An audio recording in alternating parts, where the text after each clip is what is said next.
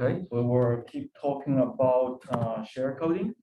So 2 weeks ago, we started talking about share coding, and all of you wrote a share code in the class, which is a 32-bit version of share code to read a file and print out the file. You also did that in your homework. So to do that one, there are two system calls you need to use. The first one is open. After you open a file, you can just use another system call called a send file. Send that file to std out. So I have an example here.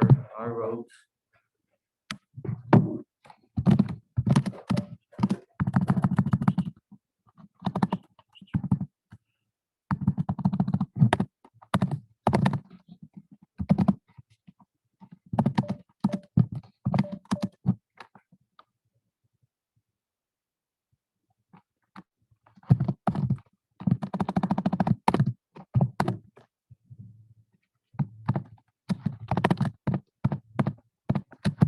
So this is the example share code I wrote there. It's only 12 instructions, 11 instructions. So you can see the first instruction, this share code will read from a local file in the local folder. The file name is 3A's, uppercase A's. Then it will output the file, the content of the file to the std out. So there are two system calls. That's why we have two int 80 here. I didn't bother to have the exit system call after that. So after the second system call, eventually will generate a segment fault. If you do not want a segment fault, you can have another system call here to do exit. So the first system call is like this. We set EAX is 5. 5 is the system call open. Then I push this number. This number is just 41 in hex. But this is decimal. Change to decimal is this number. After that, since we have a push, so after this push, the ESP will point to that string, which is AAA. I intentionally use the 3 A's there, so the most significant byte will be 0. So this string will be AAA0, right? Then ESP will point to that string, then we move that address of the string to EDX. And then EDX is has the name of the file you want to open. Then we have ECX, EDX for the open system call. Those two we can just set a 0. So after that, we will make a system call. After making the system call, the return value will be stored in EAX. And the return value, there are two cases. If successful, the return value will have file descriptor's number here. If it's not successful, it will give you an active number saying why it's not successful.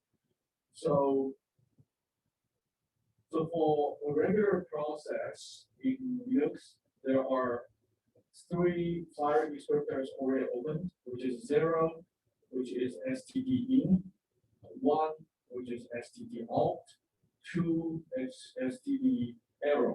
So those 3, 0, 1, 2 are taken. So very likely, after we do this open, we will get file descriptor number 3.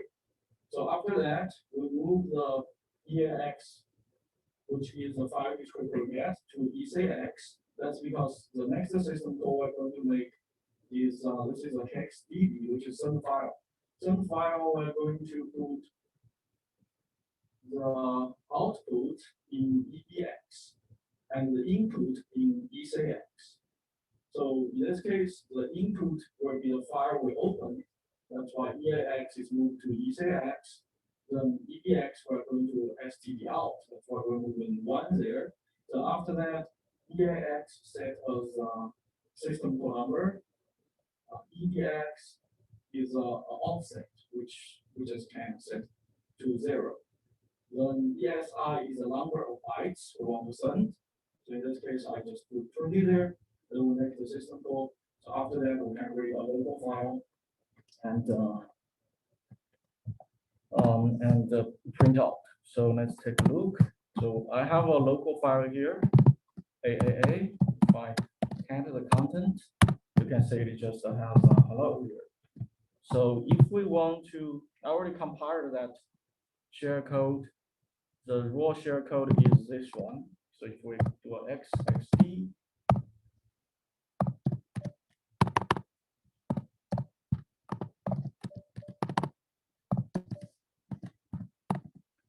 we can do an XXD. You can see this is the content of our share code. That one of the zeros. So in today's class, the job we're going to do is to remove all those zeros. Find ways to get rid of all those zeros. So the share code tester I have here, this is a share code tester. It's you will just create a map which is 4 KB, then you will just open. It will just read from std in. So 0 here is a file descriptor of std in. Read from there, then put the code, whatever you read in that memory region, then just give a control to that memory region. So you can see that here we're using read. So you will read whatever in that file, that std in. So it doesn't really matter if the share code has 0 in this case. So if we do this, we can count.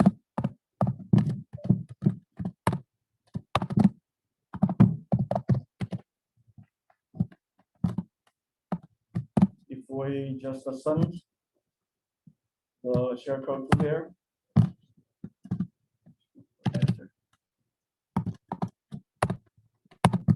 it will just print out and eventually it will print a second false. So if we debug this one, it will be easier for you to understand how each of those instructions work. We debug this program, we set a breakpoint in main, and we run this program using that ORW rule.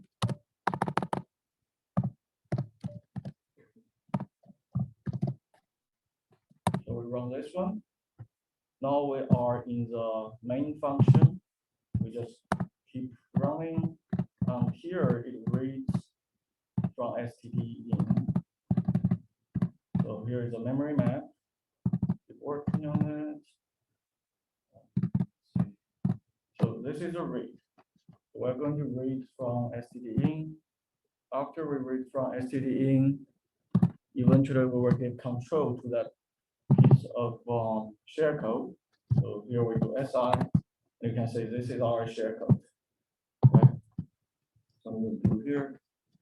And so the first one is move 5 to ex. Then push that 3 A's on the stack. After that, we make the system call. After this,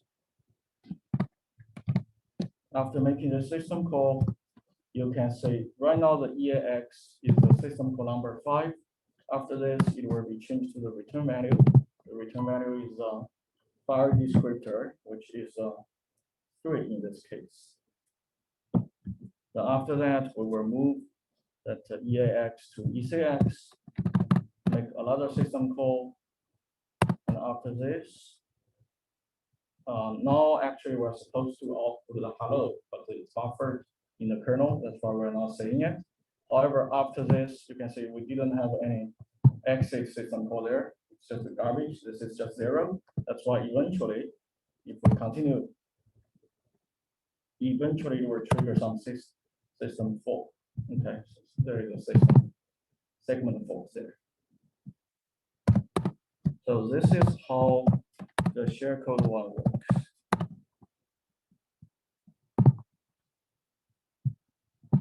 For the 64-bit shellcode, it's the same idea. Just the syntax will be different. The architecture is different.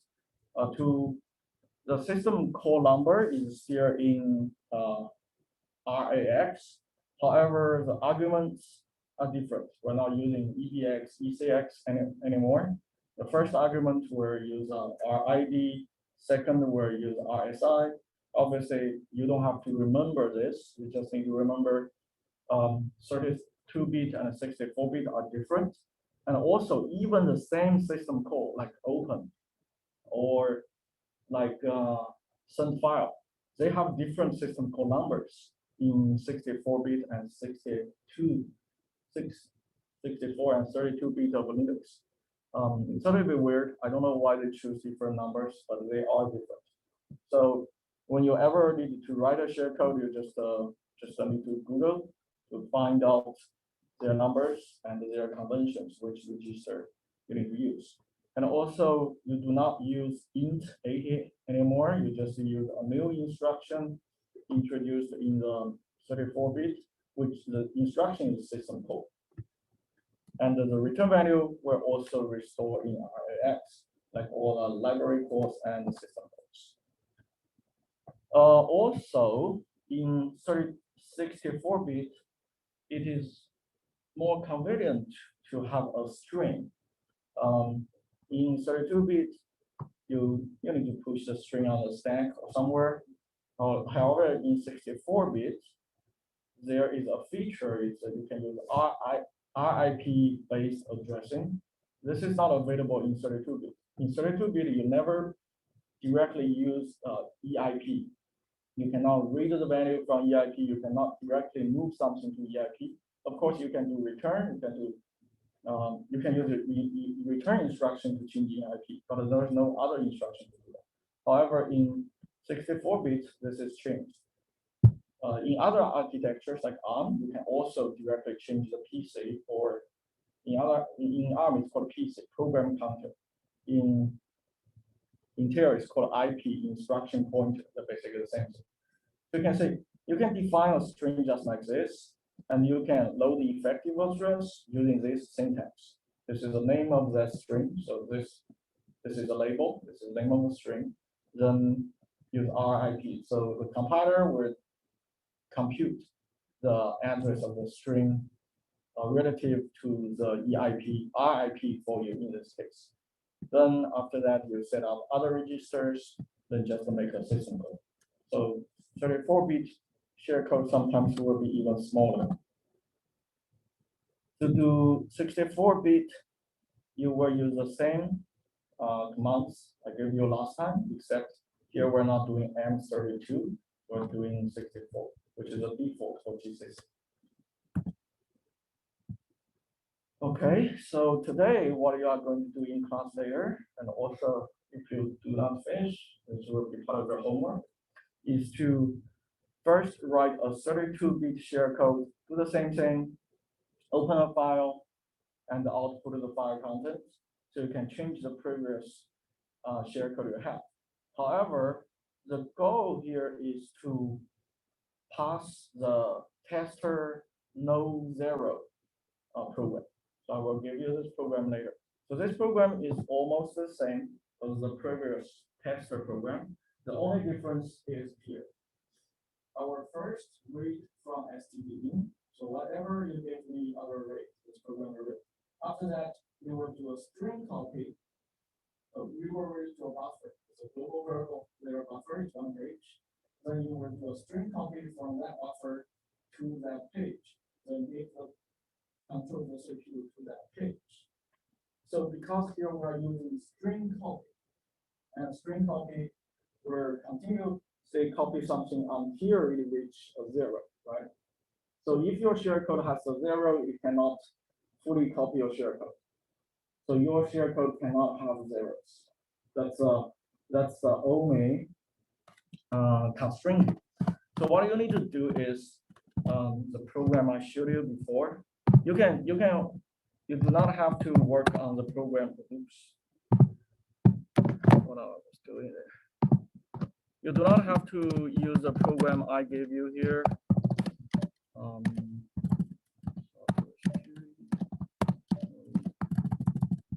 Tester.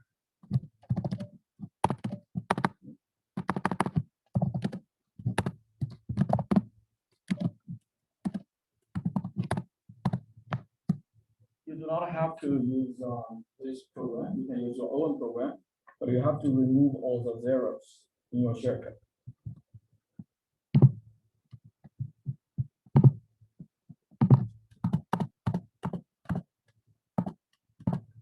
So this is one of the constraints, and in real world there are many other constraints. For example, there is a web form. You can type some text, and that text eventually can be used as a shellcode by a backend program. So in that form, you can only input ASCII. So that's why there is another challenge I created before is you have to develop ASCII only shellcode. So I have another tester program here. This program you can only use ASCII here. So this can I plan to give this as a homework as well.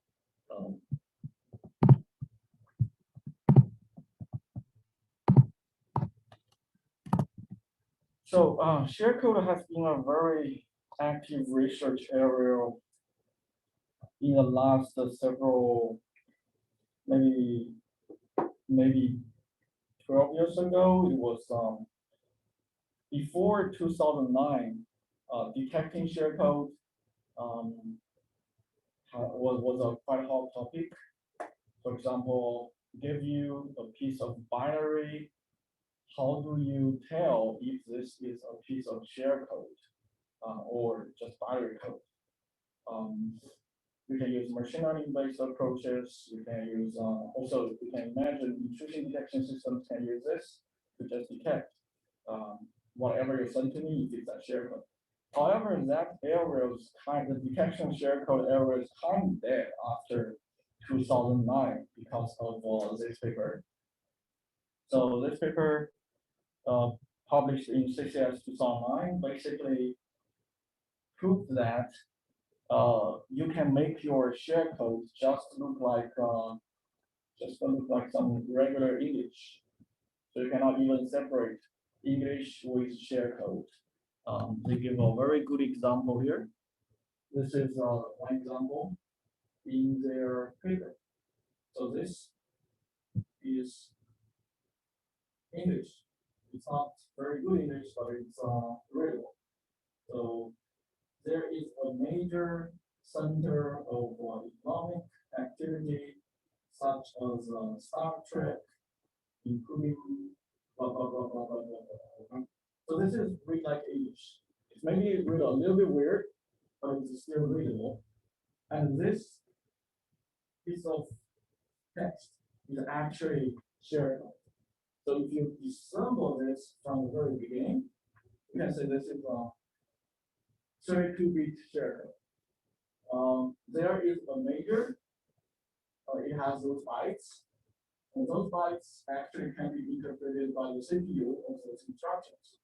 So push, push, push, then there is a jump. So the jump is critical here because the jump will jump to somewhere else you control. And in the middle, you can create some other image to make it more readable. All the black part, they are actually shellcode. The end of the black part is a jump. So this is quite scary because if someone is chatting with you, it may be sending you shellcode to exploit the vulnerability in your instant messenger. And because this paper proved that it's possible to generate shellcode to read like English, the area of detecting shellcode is almost there because you cannot separate English from shellcode anymore.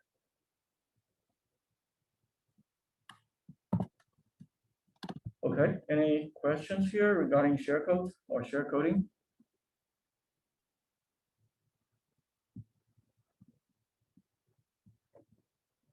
Okay, good.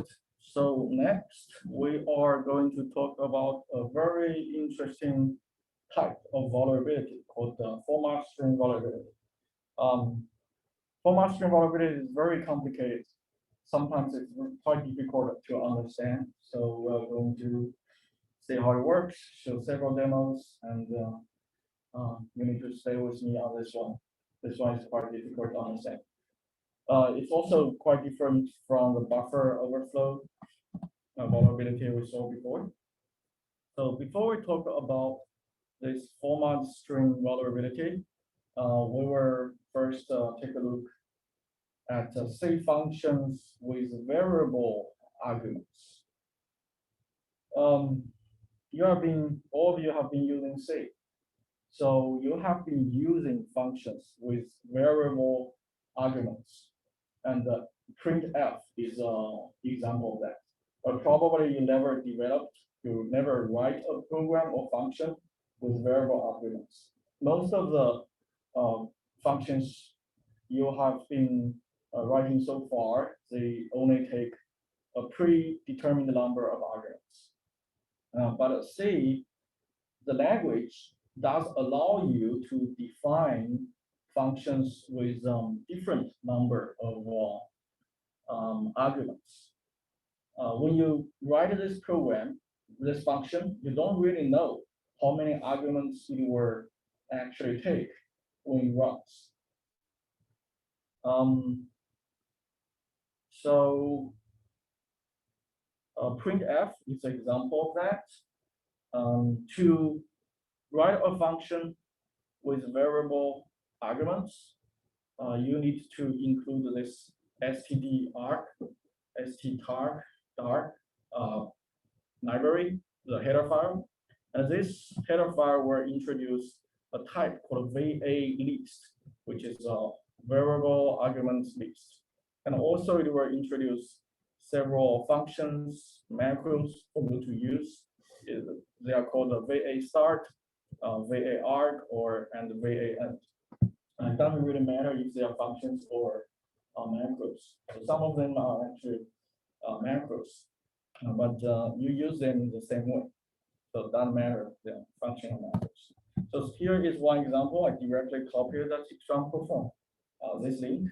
In this link, this example shows you how to use variable arguments.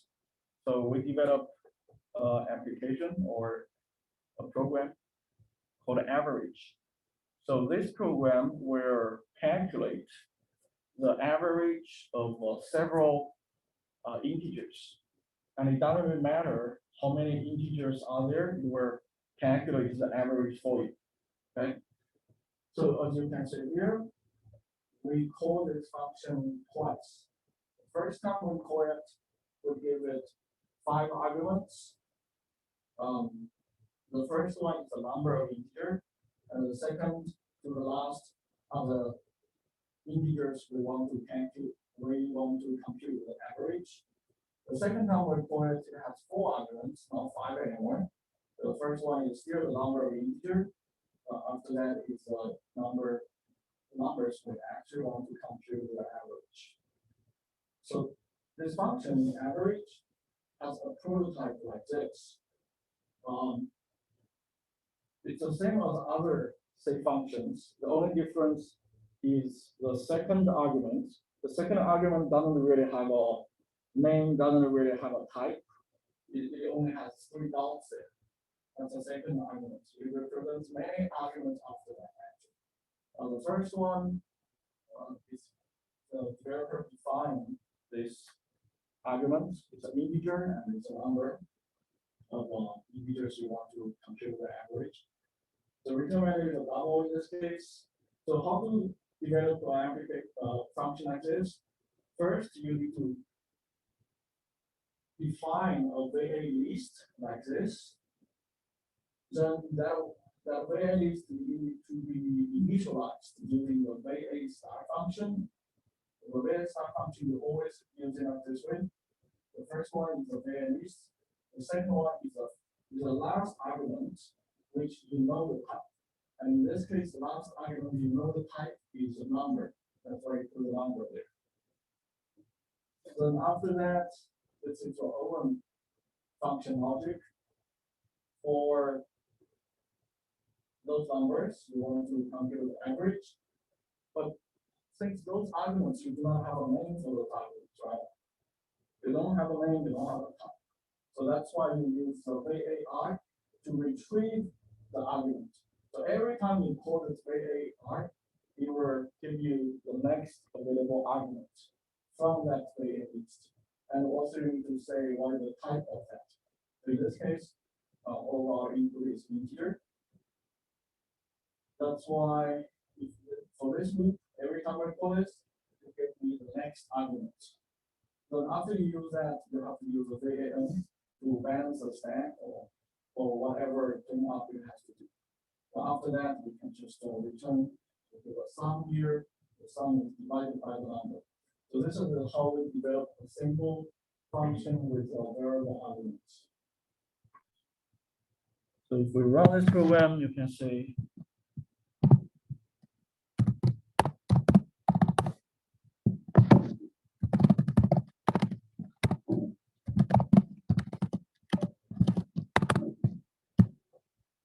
I have the same program here.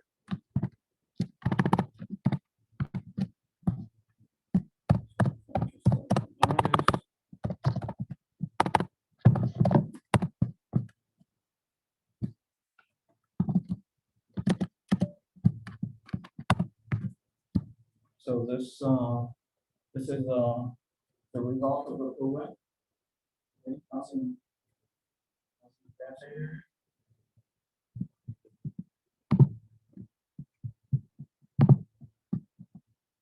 So those are variable argument functions. You can define those functions by yourself. And in the C library, there are many functions like this.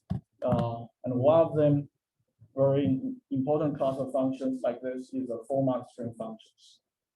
So some of you probably use the function overloading feature in C++ before. I don't remember if C you can do function overloading. Function overloading basically means you can define two different functions.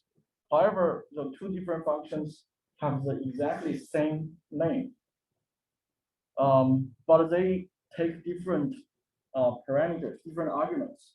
For example, here we have two functions. One is both called average, the same function name, but they take different arguments. The first one takes 3 integers, the second one takes 4 integers. So this is different from the variable arguments. Those are, because those two functions, after they are compiled, they will be compiled into two totally different functions. So I can show you an example. Let's say.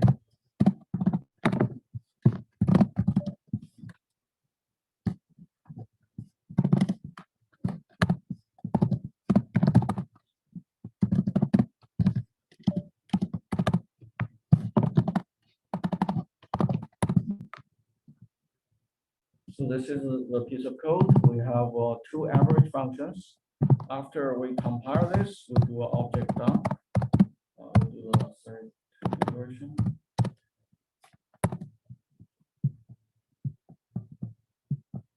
Then you can see there are two average functions. The first one is called underscore Z7 average AAA. The second one is called underscore Z7 average then 4H. So those are totally two different functions. They have nothing to do with each other.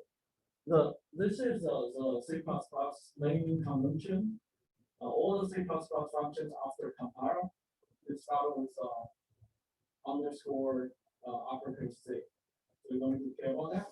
Then the next number 7 is the original function name, which is average. The length of that is 7 characters average. Then after that, we actually have all the arguments type.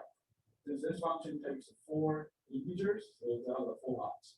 That one takes 3 integers, that's why it has 3 ops. So those are two totally different functions.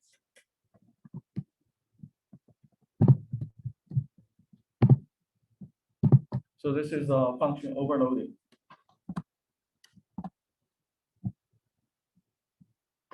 So next we will talk about format string functions, which obviously is a format string. The format string functions can convert simple C, C++ data types to a string representation. So those simple data types include integer, double, float. To do this, you need to use something called a format string to specify the type of those data. And then you can output the string representation to stdout or other file descriptors. Like other functions we looked at before, the arguments, including the format string, and the other arguments following that format string, they are pushed onto the stack. And also, depending on the data type, the quarter function will push the value, either the value or the address of the value to the stack. If you are outputting a string, then the compiler is actually pushing the address of that string onto the stack. If you are outputting an integer, then you will put the value of that integer onto stack.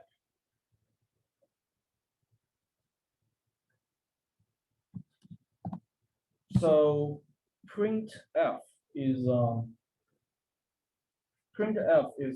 of the format string functions, but there are more functions that in this format string function category. So we have a printf, we have a fprintf, dprintf, sprintf. You're probably familiar with fprintf and sprintf. Fprintf will print out. So the printf will print whatever you want to print to the stdout. So usually that's your terminal. And the fprintf will not print that to the stdout, but print out to any file string, file descriptor you specify there. Here the argument is a string. B, you use the argument of file descriptor, but you can conversions between those two. And printf, you can see the first argument is a format string, and fprintf, the second argument is a format string. The dprintf also the second argument. Also can do sprintf. Instead of print out to a file descriptor, you will print this into a buffer. That's sprintf. Then there's another version for sprintf, which you can specify the maximum size you want to print there. However, all of them are vulnerable to this format string vulnerability. Besides those ones, those printf ones, there are other functions like other library functions like sysmall, or some arrow functions. There are many functions starting with arrow. Those will also take a format string. Okay, as long as they take a format string, they are vulnerable to format string attacks. So after all, what is this format string? We have seen so many functions using this, and you have been using those many times. But probably you don't know how powerful the format string is and how complicated it is. First of all, a format string is just an ASCII string itself. It ends with 0. It's like all other strings, ASCII string in C language, end with 0. A format string contains text to be written, and it also contains something called a format specifiers that can be replaced by values specified in other arguments. So a format string specifier has this prototype. It always starts with a percentage sign. then it always have a specifier. So everything in the middle is optional. So in format string, if you say the percentage sign, you know that is a keyword there. And the percentage is also just a 25 in hex. So if there's a say string, you have a 25 in hex, it's probably a percentage sign and maybe a keyword here. So in that prototype, there are many other things you can specify. You can specify flags, width, precision, and length. But those are all optional. And carefully using them can help you construct a very smart shellcode or exploit. But the only thing you have to put is a specifier. For example, we have been using B a lot in our code. B basically says that we're looking for a signed integer to print out. Also, you can do U, O, X is a hex. You can also use uppercase X. I think they are. So you say the output. If you use the lowercase x, you can print something like a 7FA lowercase. If you use the uppercase x, it will print out 7FA uppercase. For float numbers, you use F. Scientific location, you use E. So all of those you have been using. Also C is character, P is point address. So far our program has been using P, C, S, I believe, DX. Okay, so everyone is familiar with those. However, most people don't know that in the format string, there is another specifier with N, the lowercase n. This is the one most people do not know about. And this one is very dangerous. A lot of the format string vulnerability is because of that N. So if you do dx whatever, it will print out something. If you do an N, it will not print out anything. It will not. Instead, it will write something to the memory.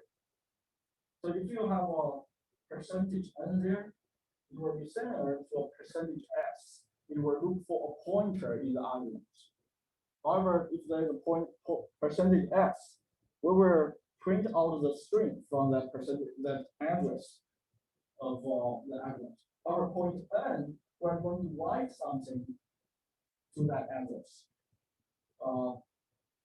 Which means you can write to arbitrary memory location using this feature.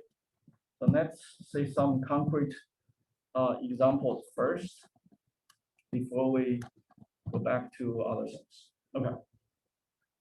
So we have a lot of printf here. But remember, all those also work for other format string functions, not only printf. The first one, we will print out characters percentage say, and the first argument is a format string, characters percentage say. That itself is a string, and in that string there are two specifiers. Both of them are percentage say, right? So the printf function is supposed to look for two arguments after that. And in this function we do have two arguments. One is lowercase a, another one is 65 in decimal. So however, if we print them out, since we have the percentage say, both of them will be printed out as a character. So the first one will be lowercase a, the second one is actually 41 in hex, which is uppercase a. The second string out will do decimals. So we print out percentage D and percentage LD. The L there means the L obviously is an optional flag. It's an optional flag. Oh, it's actually a length. It's called length. Here, it means that one is supposed to be a long integer. There are different flag lengths here, could be H 2 bytes, L 4 bytes. So in this case,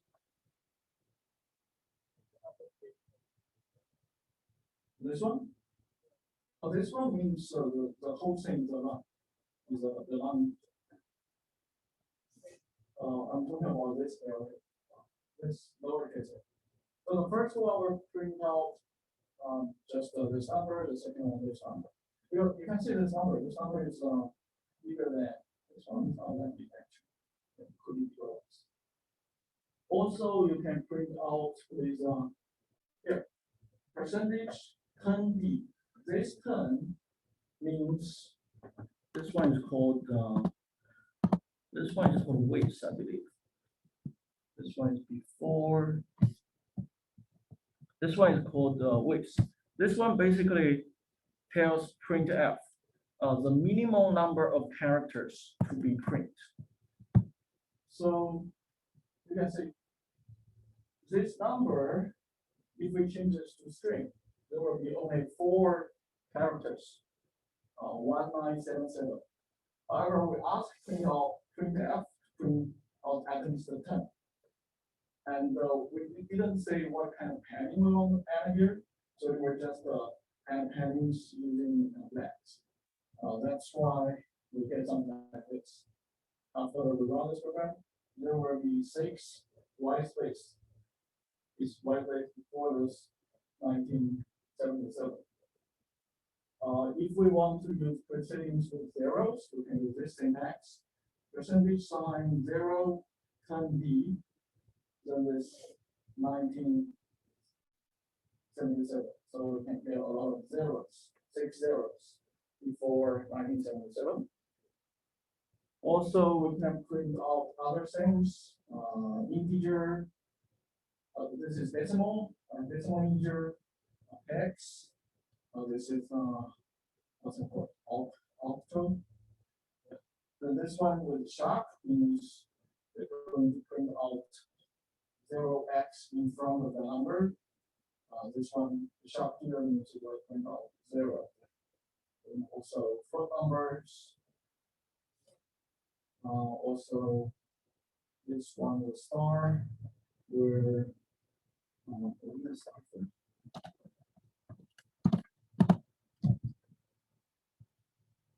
So the star here means the weight is not specified in the format string. Okay. However, it was specified as an argument here 10.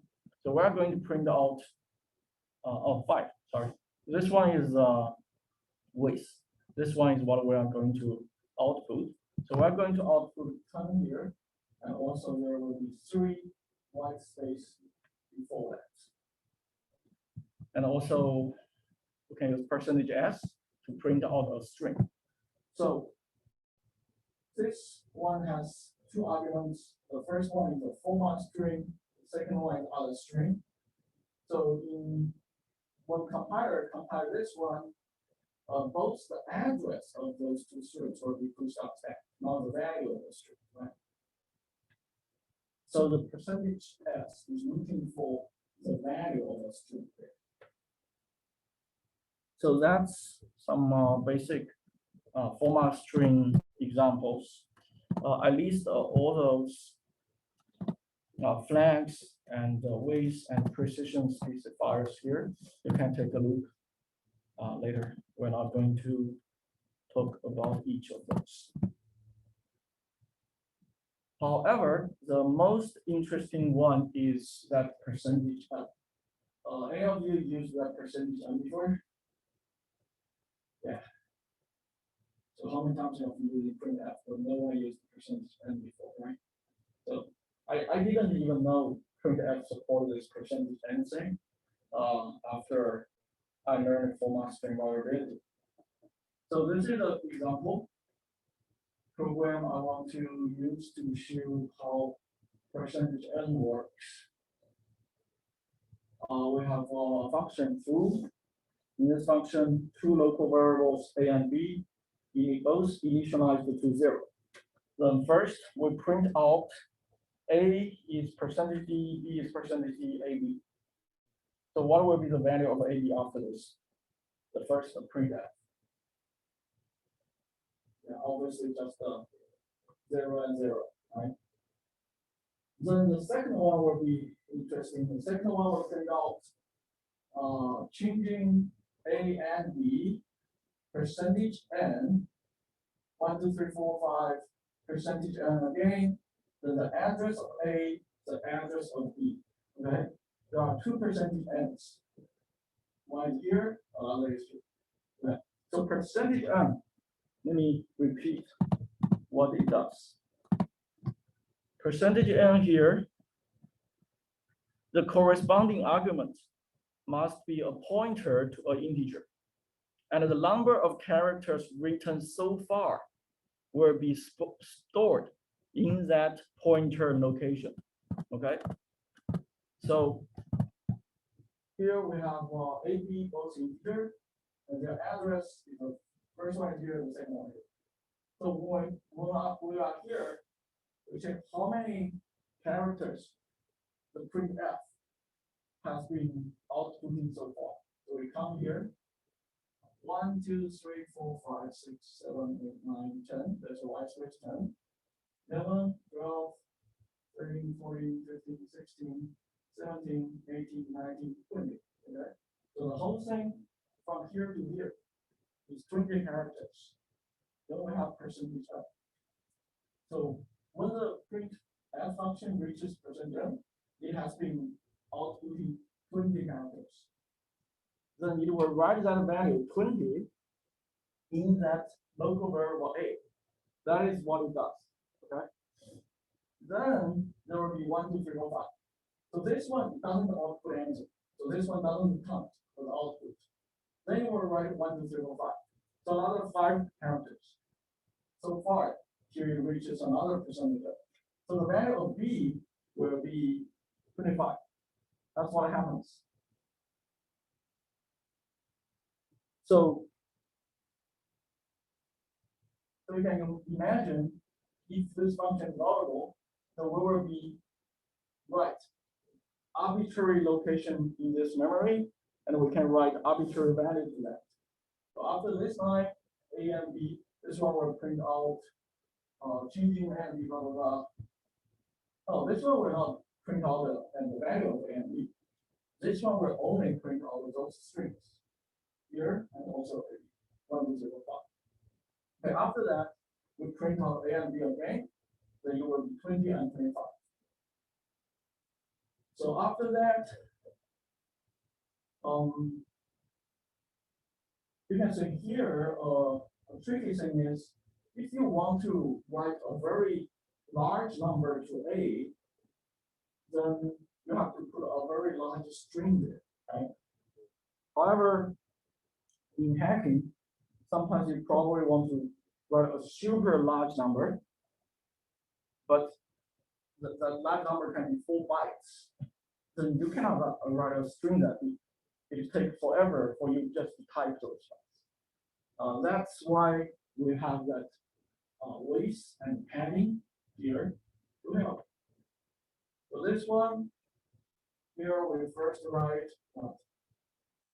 20 characters. Then we have a percentage sign 0, 20. Okay. So this will write an integer and at least 20 characters. If there's not enough, or pad it with 0, we just write 50 there. Okay. So after this one, how many characters will be written? Will be 40. Okay. But obviously we do not need to write 40 characters. We just need to write like this is 5 characters. We can get 40. After that, there is a white space. Then there is a percentage N. So A so far, the value of A will be 41. Right? A will be 41. Then we do percentage N again. So B will also be 41. Then we print out the A here. So the third one will be actually the same. So if let's run this program.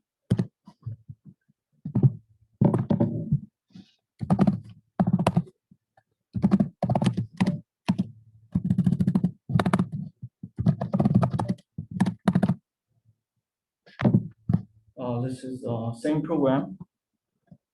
So if we run this,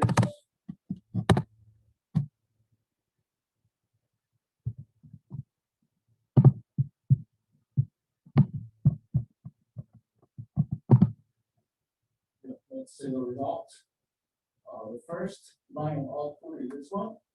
Both A and B are 0. The second output is this line. We're outputting those 20, then 1, 2, 3, 4, 5. Percentage N will not output anything. This percentage N will not output anything. So you will actually just output those all the way right there. So after that is this line. So A is 20, B is 25. After that, we have this one. So A should be 41, B is also 41. After that, we'll have this one. So here is 20, right? The floats is 6, 7. So here, this is 7, then white space. So here is 27, right? After 27, we have this padding thing with weight 10 for the float. So it should be 37. That's why, well, in this category 1, let me see, 6, 7, 8, okay, actually 8, the white space. So that's really, so total from here is 38. That's why the value of A is changed again to 38. So there is a box there because there is a box. That one doesn't count. okay, does everyone follow here? How percentage N work?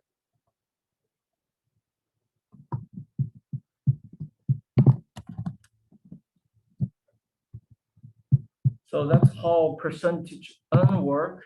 Some other standard like the POSIX extension.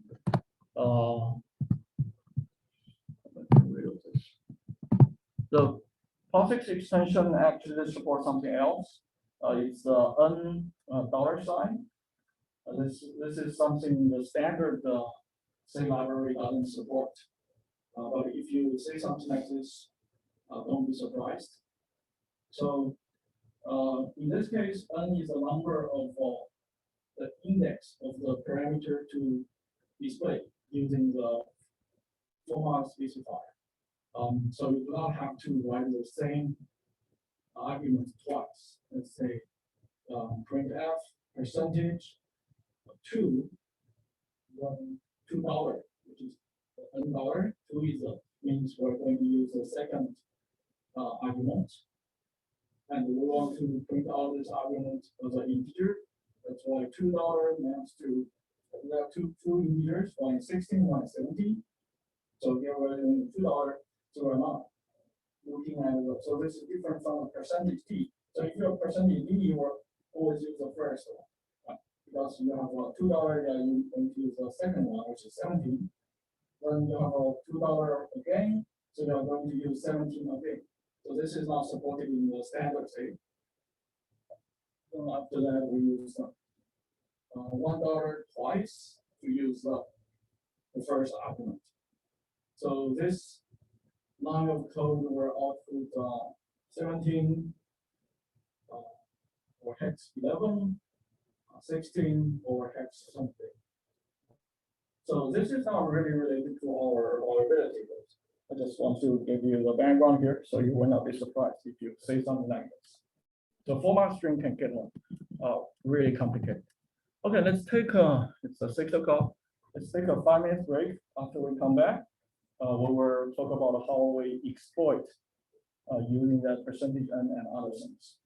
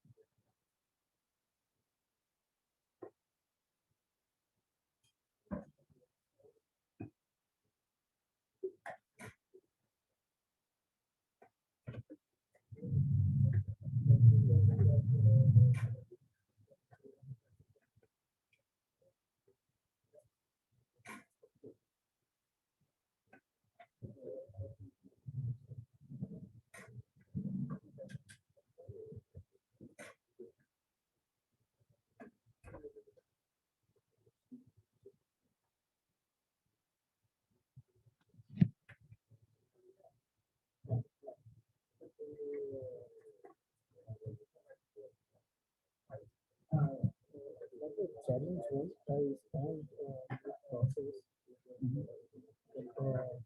This is the screenshot for it. I did not get lots of it.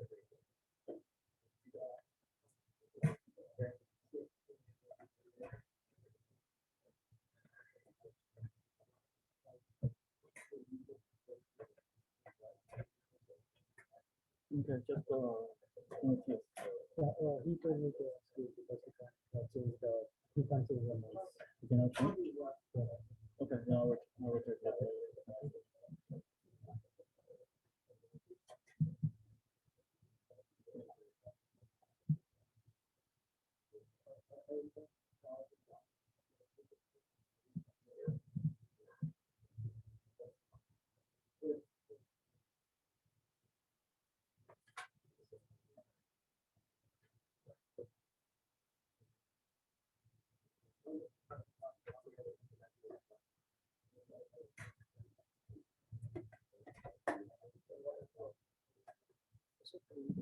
Challenge to that. Trying to. Maybe not today because I have a meeting at 8 o'clock. So maybe you can ping me in the office hour. And also TA's office hour.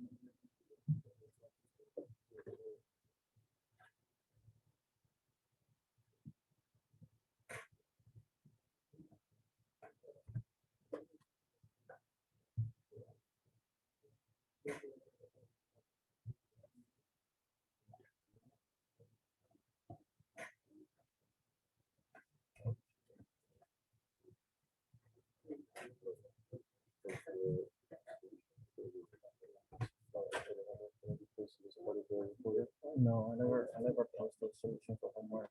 What you can do is you can go to my office or TA's office hour.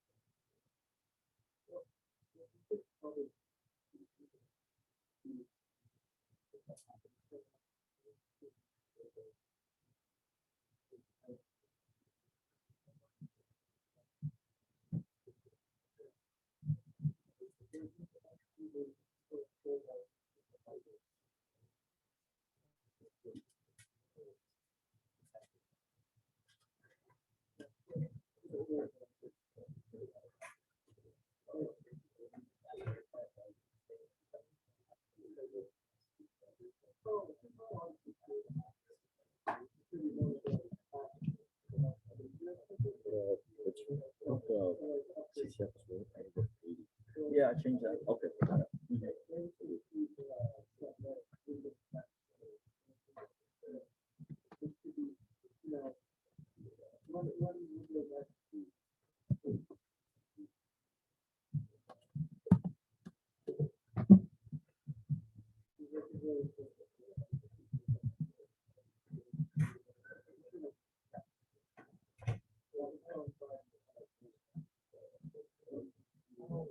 Okay.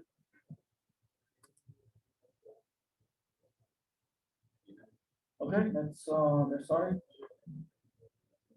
So now you'll see how format string works, and there are many format string functions. But how can this really go wrong? So there is one vulnerability is something like printf, and the first argument is user input. So which means the format string is not defined at compiler time. Instead, it is a user input. So the user can input anything as a format string. Imagine if you do not use percentage whatever in your user input list, then your format string is the same, equivalent to a regular string. However, if you put a percentage something there, then it's a format string. So the function, the printf and other functions, they basically use the format string to determine how many arguments to look for and what are the types of arguments, and sometimes even the address of the arguments. So even if we do not have the vulnerability like this printf user input, the caller may not provide the exactly same number of the arguments the printf will looking for, and that will trigger some runtime vulnerability as well. However, the most serious problem is when the format string is not hard-coded, is not determined at the compile time, then the user can input whatever they want to input. Okay, so the correct usage of the format string is guys. The correct usage of format string is the format string function is a format string should be hard coded like this. If you want to print out a username, then print f %x. So you should never do something like this. Print f user directory, and user can be some string controlled by the user. So this is considered the usually considered the programming bug here.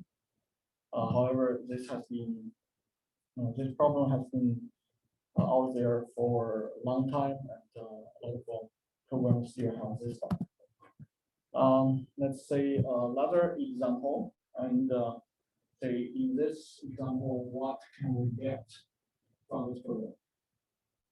Very simple program. There's one golful. The golful has a local variable s 20 bytes.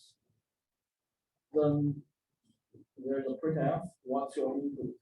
So that printf there's no vulnerability. That printf just print out a 55 string. No vulnerability. We cannot do anything about that. After that, there's a get function to get your user's input from std and put that input in that x. So obviously you can say there's a buffer overflow, there's a one, because that whatever user input could be bigger than 2 bytes. I can overwrite the return address. However, we do have a stack cookie for this program. So we do have a stack cookie enable. So that gets will not be overwrite anything about the stack cookie. Then we have another printf. This printf will directly use the user input x. So this is where the vulnerability is. Then the program gets returns. Okay. Very simple program. This is format string 1.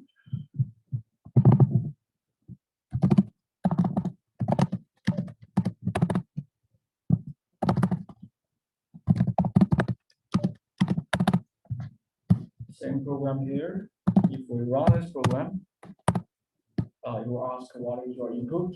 Then you can do this. Okay, nothing is wrong. You do submit, then you will accept a buffer overflow. So there is a stack cookie. You will detect this overflow before you can really exploit it. However, what else can we include here?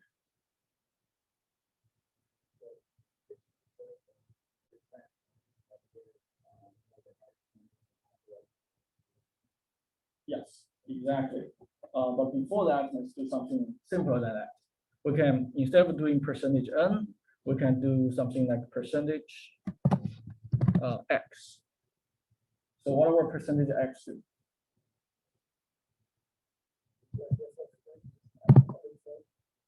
Well, not really itself. It will. So this one will be. So here you can imagine this is percentage x, right?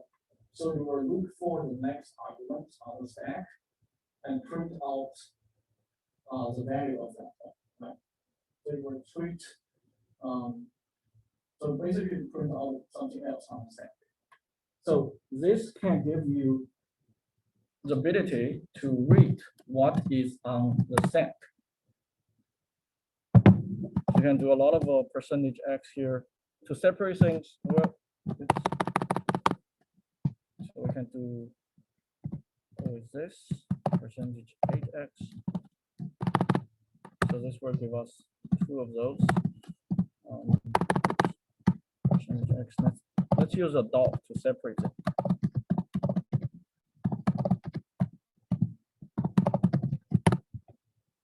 So we can just print out the value on the stack.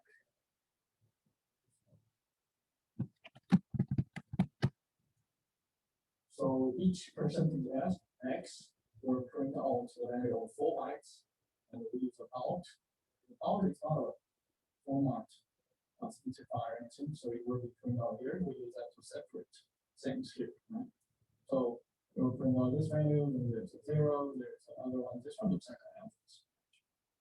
5, 6. This one is an address. So then we can print out everything on the stack. How do we? What else can we do? Instead of a percentage n, we can do percentage s. So if we do percentage s, what will happen? Yes. So whatever is on stack will be treated as an address, and you will dereference that address for some string. But on the stack, there will be some garbage. So if we dereference that, we may just get an error. Percentage x will not do that because percentage x is a value passing. I don't know if you took classes like theory of programming. So they say to pass arguments for functions, they are passing by arguments, passing by value, passing by reference, right? By reference means address. Then value means you actually put the value. Percentage x is passing by value, so you have to print out the value on the stack, so you will not dereference those address, so you will not trigger any problem. Other percentage s, you will, for example, this one, percentage x and percentage x, we're actually looking at the same 4 bytes. So we're going to using those 4 bytes as address and reference it. So if we do a percentage s, this may not trigger error because this one looks on the stack, so it's readable. So if we do this, we will get a string. And this string is whatever is at this address. However, we do another percentage s, we will reference 0. That will obviously trigger the segment fault.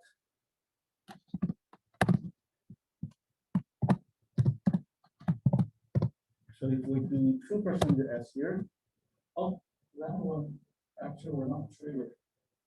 So you notice that it's a 0 after this. Okay. So this one is not. So if we keep doing this, there will be some address trigger the error.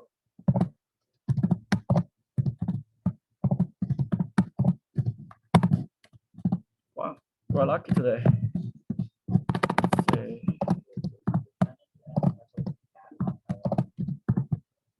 It's a string, right? So it ends with 0.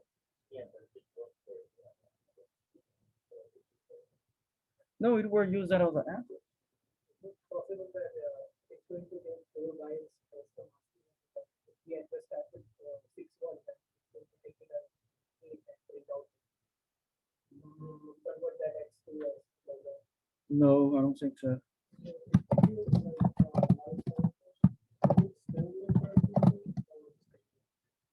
You should not print it. But, okay, so well, when we do 8 of those, obviously we get error. Let's try.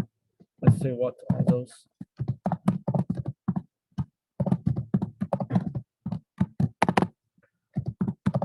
This is 5, 6, 7, 8. Oh, you know, this one we got.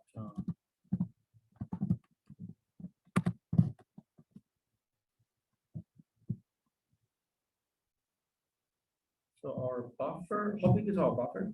A buffer is 20 bytes. Okay. Even this one is too big because this one is, this is 3, right? 8 of those will be 24. Our buffer is 20 bytes. 20 bytes. Yeah. So that's probably too big. Let's try 6 of those to see.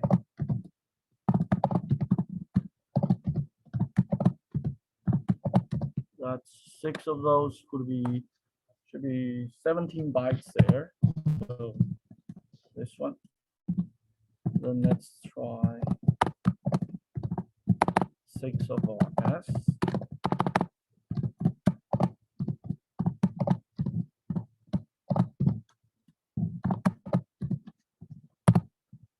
Okay, this one does trigger buffer. to trigger the segment fault. It could be this one. Because I think there's a special treatment for 1 and 0. Those two. So those one will not trigger segment fault. But this one looks like random address, right? It's on the first page. Those two, 1 and 0, is the first page. So there may be special treatment. You reference that. But this one looks like a valid address, but when you reference that, it triggers a segment fault. Let's try again. 5 of those.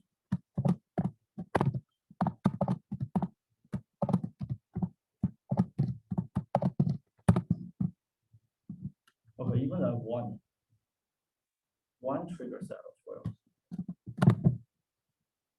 But it's interesting that the 0 doesn't trigger that. 0 doesn't trigger that segment fault.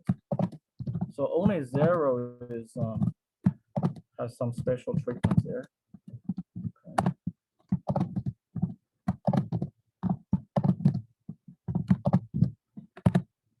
Okay. Actually, we call it a segment fault because of that 1 out there. If you reference the 1, we call it a segment fault, not because of the big number. It's very interesting. There's a special treatment to 0, but not special treatment to 1. So you can say, for this kind of programs, this vulnerability here, at least we can crash the program. So imagine this is a web server, has this vulnerability, then you can at least crash the program. So this is disassembly of this program. This program, when I compile it, there is a stack could be here. The S here is 20 bytes. The function is 32 bytes. So that's why when we override 24 bytes, or override this part, and the stack overflow detected.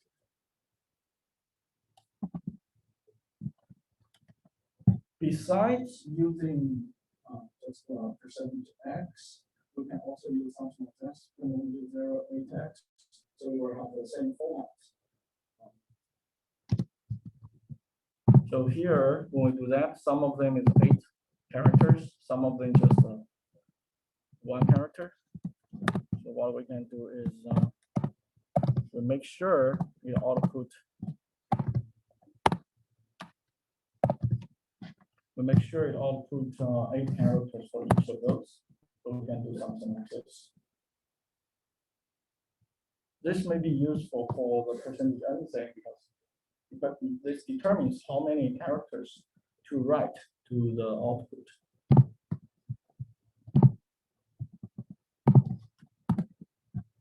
So here we have another program. This program we have a bigger buffer, we have a 120 bytes of buffer, and we still get some input, and then we directly print out. So this is the same program. The only difference is the buffer here is much bigger. So for this program, what we want to do is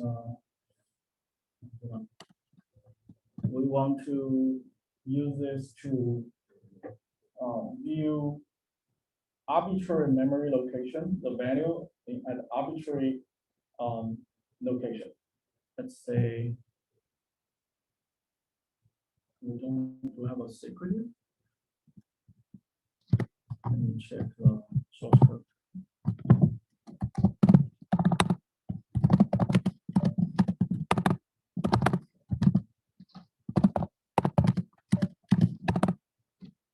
Oh yeah, we do have two secrets here.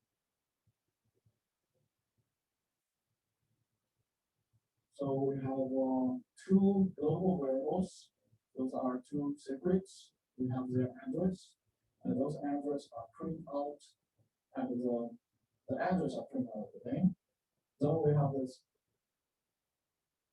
format string order. So our job is to construct and exploit to output those two strings. So how do we do this?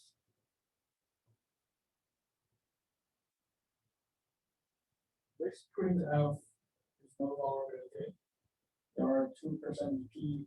There are two corresponding arguments, so no vulnerability here. However, this one is a vulnerability where you can put arbitrary string there, format string there.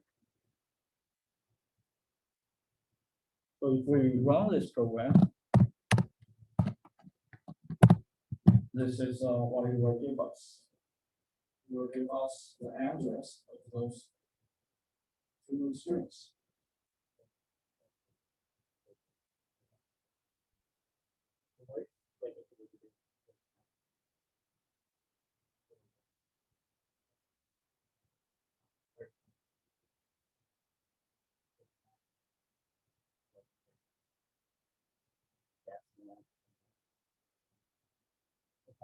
So you're still thinking about using percent what substitute, but here we don't need to write.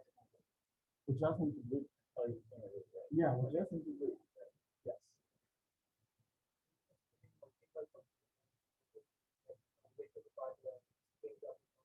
Okay, that's good thinking. Then we can try that.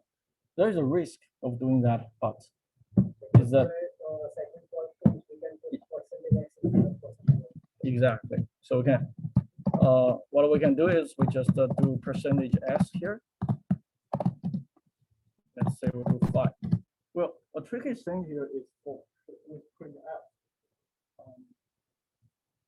You don't know the inner working of it. Right? It's a library function. You don't know the inner working. Even different library implementations may have different inner working. So even if you can put a string here, put a format string here, or do something like that, you don't really know internally there is a pointer to point all of those things. You don't know where is that internal pointer is. You don't know. You have to guess. Right. So let's say if we just do 1% s here.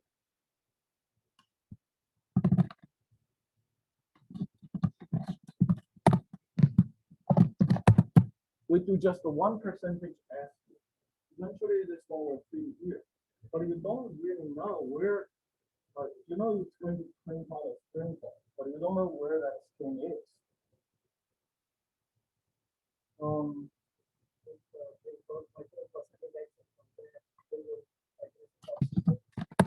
Well, but when you do percentage s, you do not get the address, right? Oh, you want to do percentage x? Okay.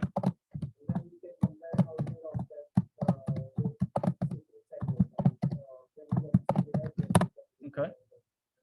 Okay. So this is what we do. What we get when we do percentage x. So we are outputting whatever is on the stack, right?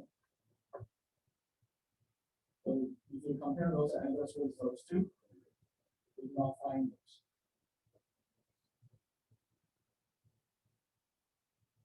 So you still need to write. You still need to write those two sentences, but we don't have to use person in this case. What is specific for the parameter string?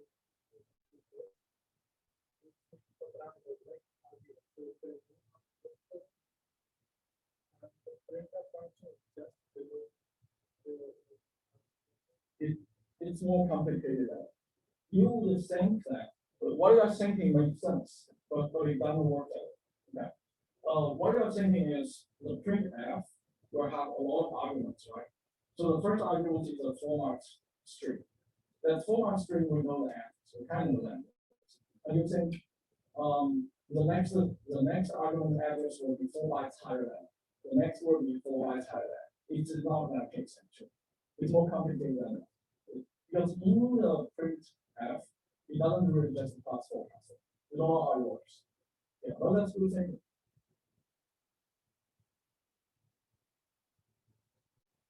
So we still need to, in this case, the vulnerable.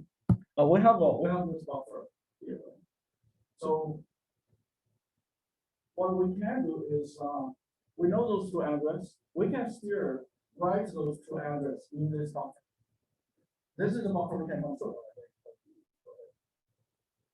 This one there are 2 bits, but there are 110 bytes.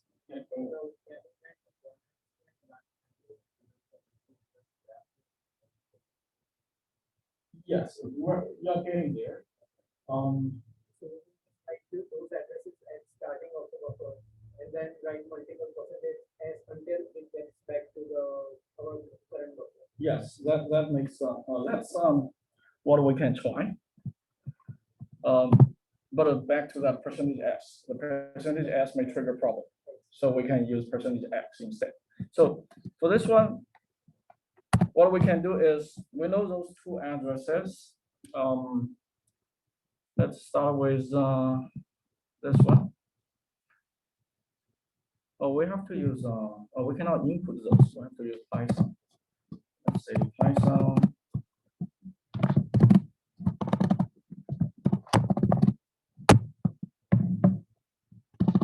So the address would be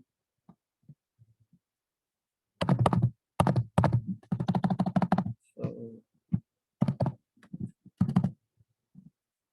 76505. Is that correct? Oh, okay. This one is 70, right? This one is 55. This one is 56. Okay. So we put this at the beginning of the buffer. So after this, we add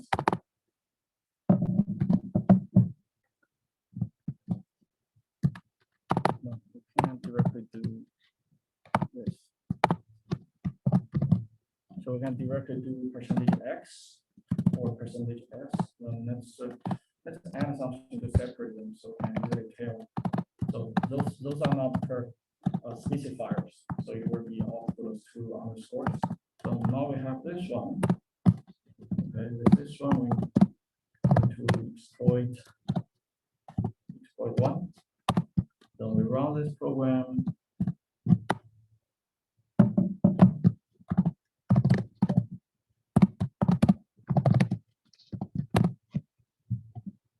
Okay, when we run this, let's try to understand this. We have 4 bytes of address. This one will be, so this program, whenever we write that, those 4 bytes of address, then those 2 underscores, then that percentage x will be put in this buffer. Okay. Then inside printf, the internally there is a pointer to print out 4 bytes on the set. And that address usually will be lower than the buffer. So we're printing out something lower than the buffer. It's not going to print out the buffer yet. That's what we get here. We get 4 bytes on the stack. And this is not our buffer yet. Our buffer is at a higher address. But you can see we first print out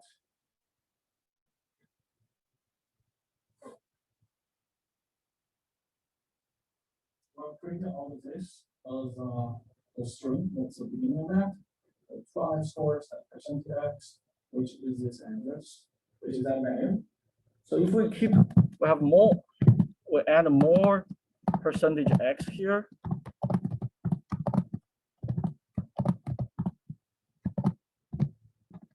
When we add more percentage x here, we will keep reading things on the stack. And eventually we want it to read this one. Okay? Now we do this. Let's say, if we get it, yeah, okay, it's here. Okay, so this is the address. So that's fifth. That's a fifth percentage x. So which means at the beginning, the printf is reading from some place 20 bytes lower than our buffer. That's why we print out this one. We don't know what that is. We don't know what this is. This is. For example, this is the value. This is what we put there. That's the beginning of our buffer. That's what we put there. Make sense? So if we change the fixed percentage x to percentage s, this one will not print out the value. Instead, we're dereference this address, so we can get a string. Make sense? Yeah. So let's say 1, 2, 3, 4, 5. Yeah.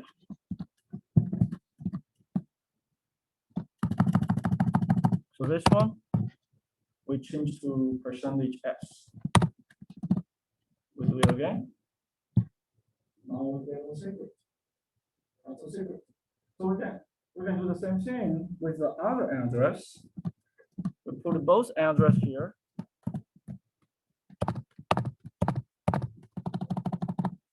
So this one will be 1A, 70, 55, 56.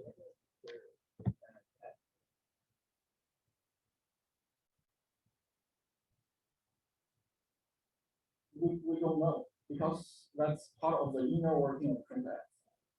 Yeah. That's the same as what he was asking. It's the same thing. Yeah, we don't know where it is. Yeah.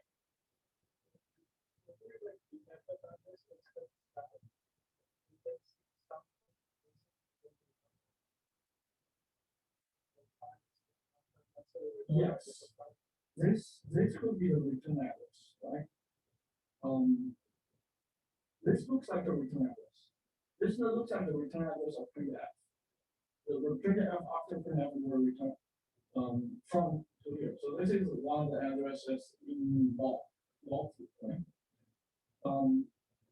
However, lower than that, this one should be the secret EDP. So this one doesn't look like secret EDP. But this one doesn't look like secret EDP. This may not be secret, but this is definitely on stack. The tricky thing here is, I don't know if the printf even follow the state declaration convention, right? So it may not have a secret EDP, right? We don't know that. We're not looking at the whole printf is implemented, and you cannot rely on that anyway, because from the state implementation will be different. That's why it's more reliable just to guess here. Does that make sense?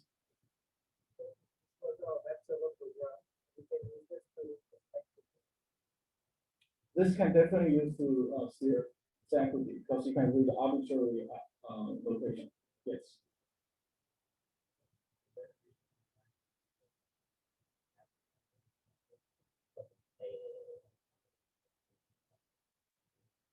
Which address? Yes.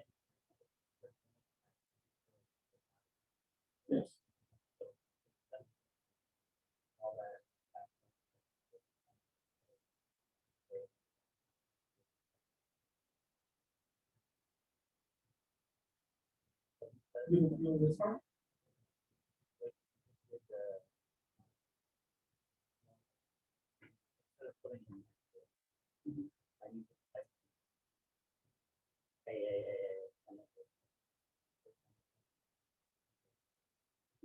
the reason we put this one is that we want to use a percentage S, right? Even you do not use a percentage S, this part doesn't matter.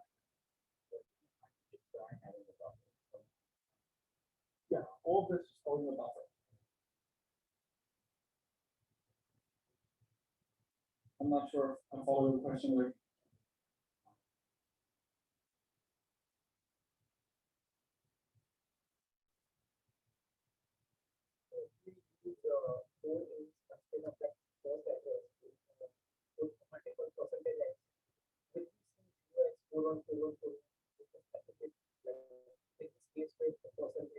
In that case, we were. Yes, in that case, we're going to say the A's. Yeah. Yes. So you can use that trick to easily identify where it is. Yeah. Right. So going back here, so we have two addresses here, 4 bytes, 4 bytes. And we just change this one also to percentage S.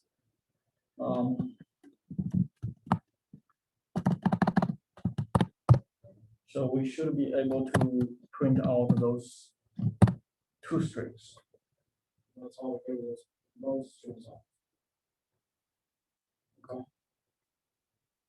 The format string is a little tricky, so ask questions if you have any.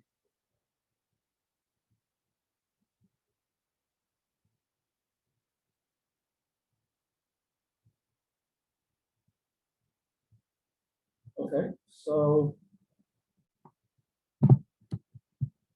let's say the next example.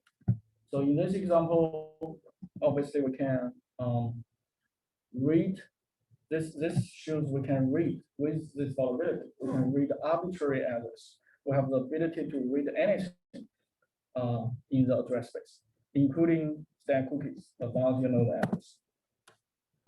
Okay, the next, I gave you guys the exploiter here in the slides, so you can try later.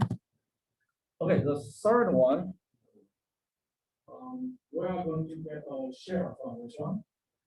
This one there's no stack cookie. We're going to try to use so we're going to do a buffer overflow on this one. This is a program like a ball pool. Ball pool has two buffers, buffer 1, buffer 2. Then no matter what you write, you give to the program, it will be put in buffer 2. However, there is a size check. We're only going to put 99 bytes. So the F gets there, that's not a buffer overflow. So this F gets here, you cannot buffer overflow everything there. Okay. Then there's an S printf. So S printf, if you remember the prototype, S printf is this one. The S printf, the first argument is the destination buffer. The second argument is the format string. So buffer 2 will be our format string, and that is what we input there. The buffer 1 will be the destination. Right? So because of this, it's possible to do buffer overflow. Even buffer 2 is only 100 bytes. That 100 bytes could be a format string. And we expand that 100 bytes of format string can be huge. Because we can do like percentage 1000 B, something like that. Then so whatever we write to buffer 1 can be huge. So that can trigger the buffer overflow there. Then we just return. Okay, so what's the idea here?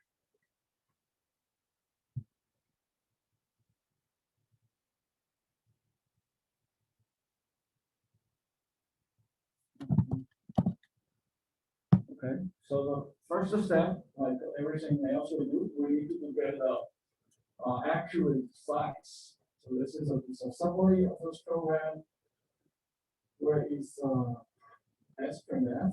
The sprintf, the first argument is what? Buffer 1. Right? Buffer 1's EBP minus 6 sig. 6 sig here. The buffer 1 to save the EBP is 108 bytes. Actually, in C it's 100, but actually it's 108. Then buffer 2 is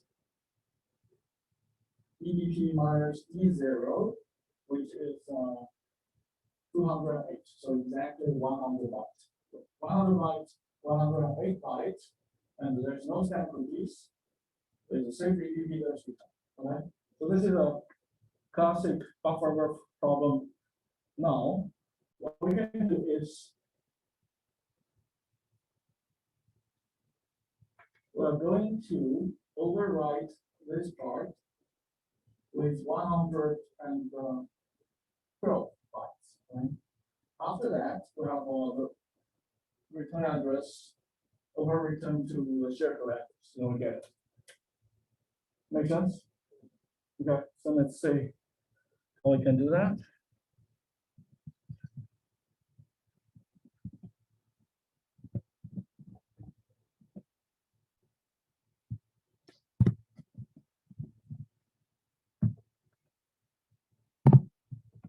Let me see if I have so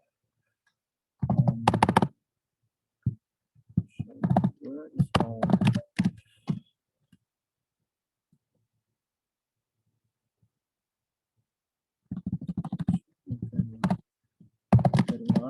yeah. Okay, we don't have the Shellcode there. Let me put the Shellcode there.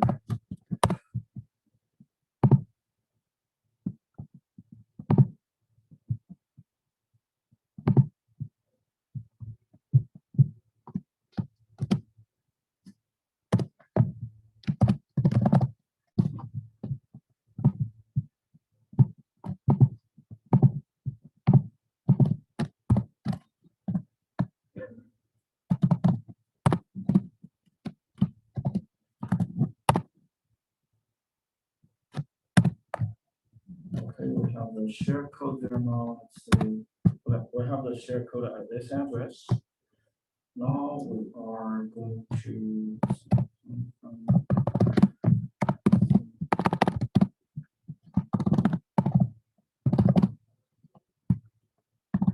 we want 112 bytes, right? So we can just do a percentage 112 B. No, we need to put this in a format string. Oh, this will be format string, right? Yeah. Then after that, we just go to the address there, the Shellcode address, which is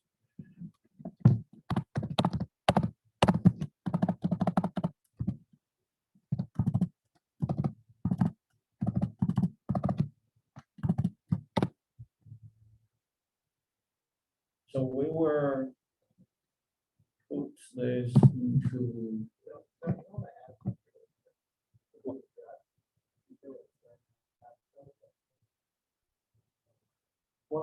so this the string put there will be buffer 2, right? Will be buffer 2 of the format string. I think oh yeah. I forgot about that. Yeah. So we need to add D will be fine. Yeah.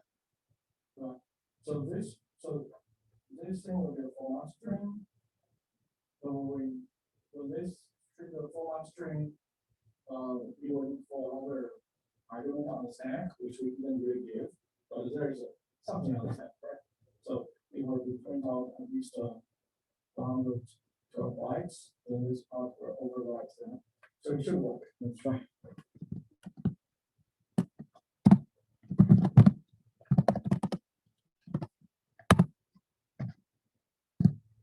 So we do fs2. This one will from f gets std. So that's correct. Okay, let's see if it works. Oh, yeah, should be 3.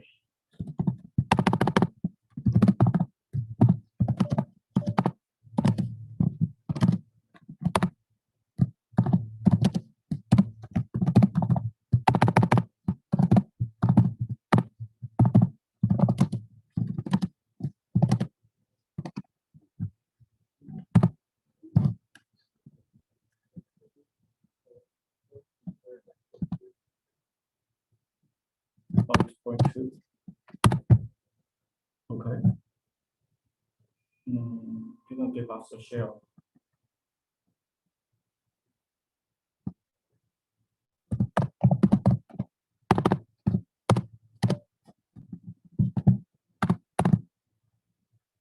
That's a program.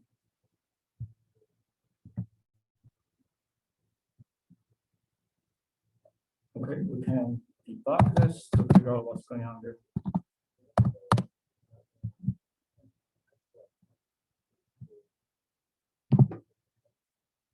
That's possible. So, but we are doing this from STD. Probably we will cancel.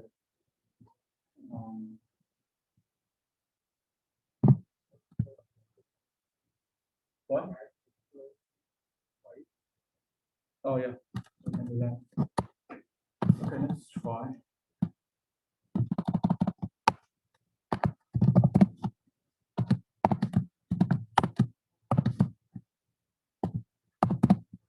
It doesn't trigger any.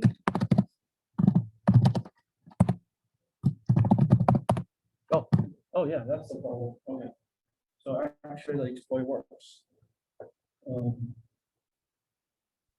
Okay, so any questions here? Yeah. Why it's 112? It's 112 because So somewhere the program will find out buffer 2 is at this address EBP minus B0. Buffer 1 is at EBP minus 108. Okay. Then what we're going to this one will be our format string. This format string will generate some string we will write to buffer 1, right? So our goal is to override this return. So here is 108 and 4 bytes of save EBP, we don't care. But together is 112.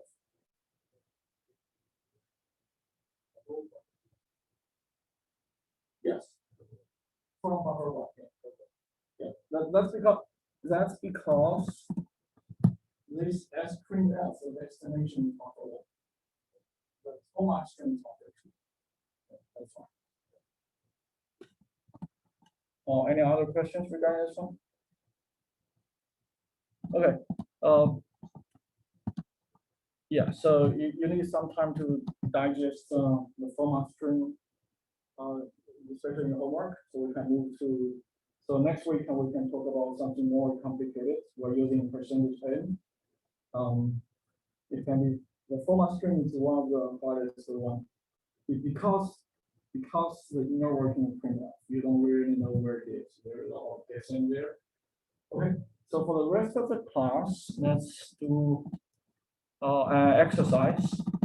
Like I mentioned before, change your previous share code in your homework. Remove all the zeros. So I'm going to send you a new tester on Slack, and this tester you cannot have zeros there.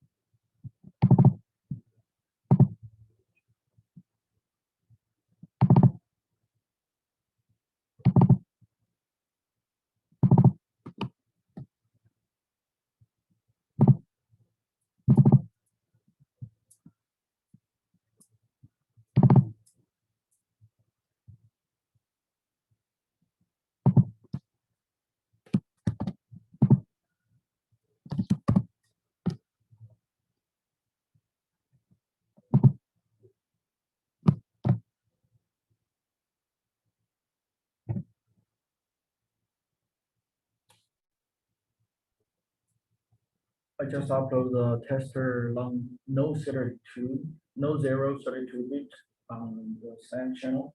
You can download that and change your share code.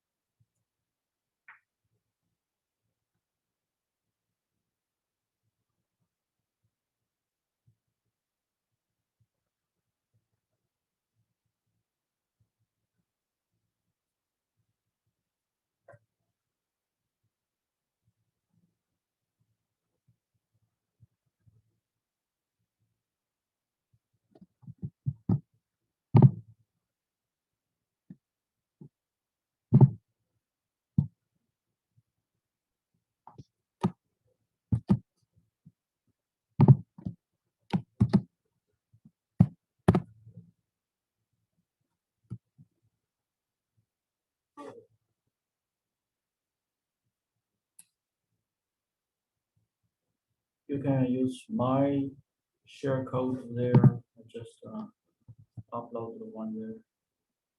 You can also work on your previous share code from the homework.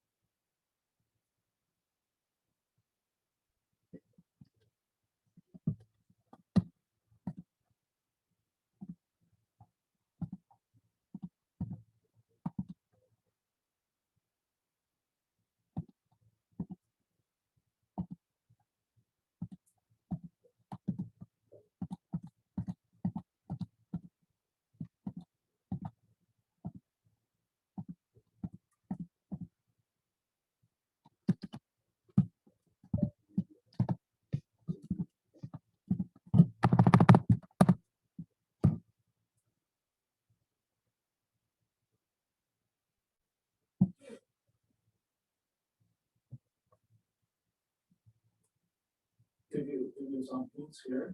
So what I do is I will disassemble the various share code. So I can have a one-to-one mapping of the share code and the bytes and instructions. So for example, the first one is move 5 to X, then I look at bytes, there's 3 zeros. And I know this is the instruction I have to change. The second one also, there's a 0 I have to change. The third one, there's no 0, so I don't have to change. All others, there are zeros, so I have to change those.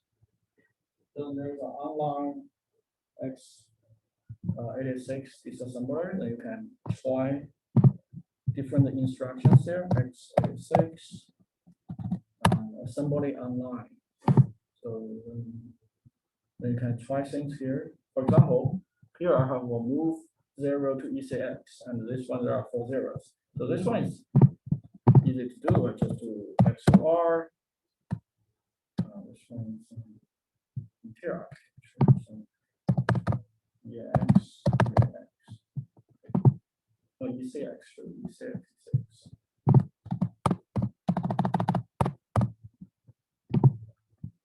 So after I change to ECX, there will be no zeros. So that one, so those two I can easily get rid of all zeros. The others, most of them should be quite similar.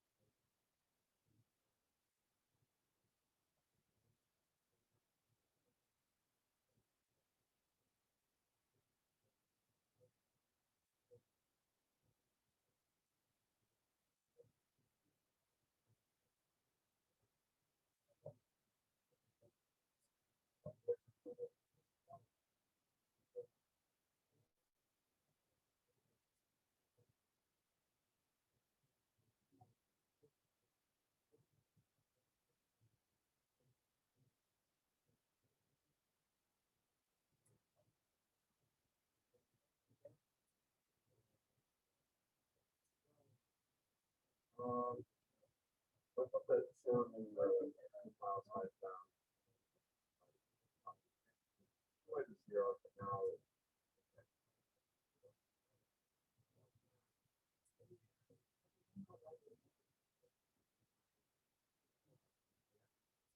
Oh, okay.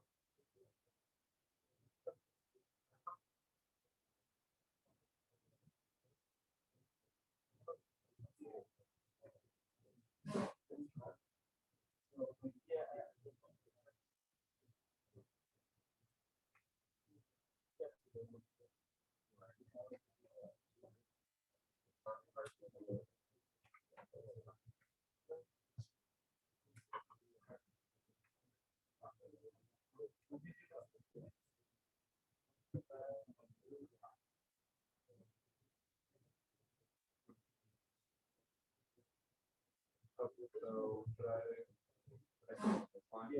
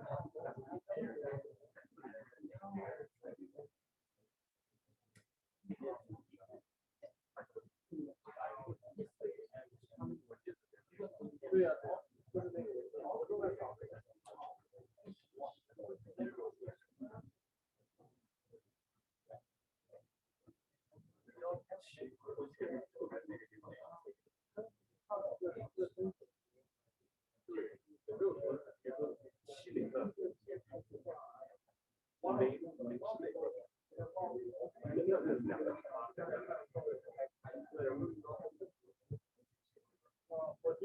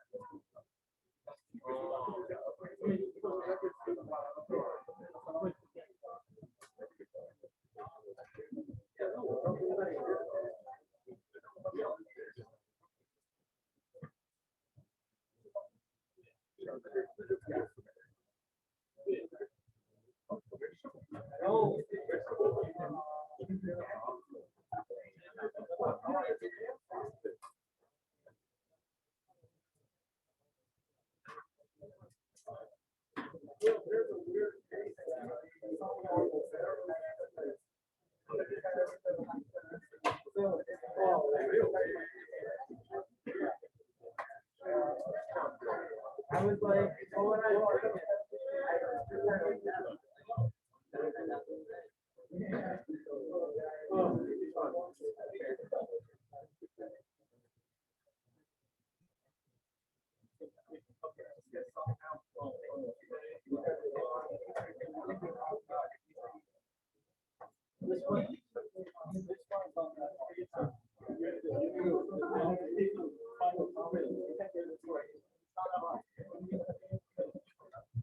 Okay, see you guys next week.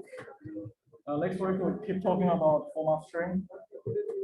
After that we talk about rock. After that we talk about key-based buffer.